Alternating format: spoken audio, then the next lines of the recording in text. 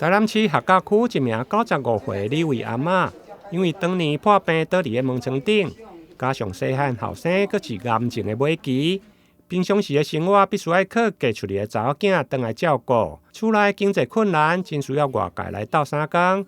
对此，台南市议会议长郭信良、常务甲当地议员、区长甲社会局的人员前往慰问，并且递赠5万块的慰问金，帮助度过年关。因为过年要到，中者95岁生了6个子女，有4个已经无伫啊，剩2个。这位姐姐呢，爱照顾到弟弟，现在已经癌末，眼睛已经看不见，倒在床上。那妈妈呢，双脚截肢。一个富人家呢，照顾2个重症的家属，真的诚属不易。现在过年年关将近了，据说他4次去借钱来度过这个难关。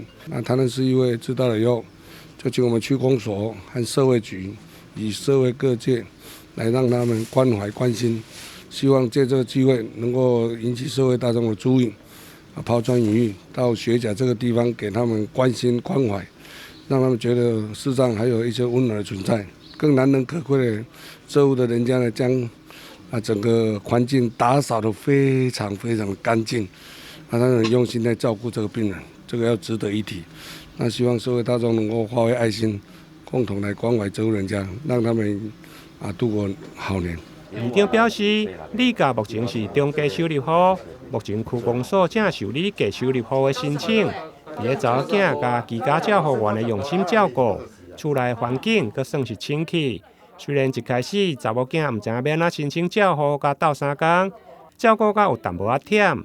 现在消息一出，现场嘛有民间的社团、凤凰国际同济会到场来关心甲慰问。希望吸引更多社会善心团体来斗相共。台南新闻林根采访报道。